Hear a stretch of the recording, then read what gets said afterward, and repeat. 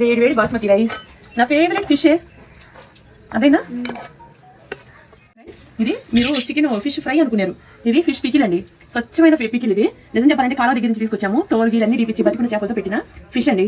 అసలు ఒక ముక్కేసుకొని ఆఫీసులు కానీ పిల్లలకి కానీ మీరు క్యారేజ్లు కట్టి పంపించిన మీ హస్బెండ్కి అయినా ఎవరికైనా సరేనండి, వంట రోజు చేసుకోలేకపోయినప్పుడు ఎప్పుడైనా ఒకసారి మనం ఇలా తినాలి అనుకుంటే ఇలా చక్కగా ఒక ముక్కేసుకొని చూడండి, నిజంగా వేస్ట్ చేయకూడదు కానీ ముక్కగా ఉంటుంది.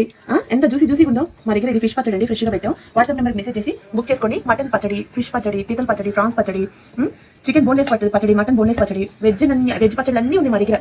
చక్కగా బుక్ చేసుకోండి. ఇప్పుడు ఇది వేస్ట్ చేయకూడదు, 2-3 ముక్కలు అయితే వేసుకోవచ్చు కానీ సిరి ముక్క బంగారం లాంటిది, దీన్ని వేస్ట్ చేసుకోకూడదు. అందుకని ముందు ఈ అన్నం మీద ఇలా వేసుకొని మామూలుగా చూసావా రెడ్గా. ఇది కాశ్మీరీ మిరపకాయలండి, మేము పట్టించిన కారం, మెంతులు అవన్నీ పౌడర్, మెంతి పౌడర్, ఆవు పిండి కారాలు ఇవన్నీ. రెడ్ ఉంటుంది పచ్చడి, చాలా బాగుంటుంది. అబ్బా దీని కాంబినేషన్ ముద్దపప్పు, నెయ్యి కూడా ఉంది. అయినా నేను వేసుకోవాలా, ఎందుకు తెలుసా, ఇది ఒరిజినల్గా పచ్చడిలాగానే తినాలా. మామిడికాయ పచ్చడిలోకి కంపల్సరీ ముద్దపప్పు ఉంటే సూపర్గా ఉంటుంది, కానీ ఫిష్ పచ్చడిలోకి ఇవేమీ లేకపోయినా మటన్ పచ్చడిలోకి సరే అసలు పిక్చర్కి తింటాము. అవును, నేను తిన్నా, నేను డైలీ ఫిష్ ముక్కలు తినేస్తాను. ఎంత బాగుందో తెలుసా. పీతల పచ్చడి కూడా ఉందండి చూడండి, రెడ్ చూడమా.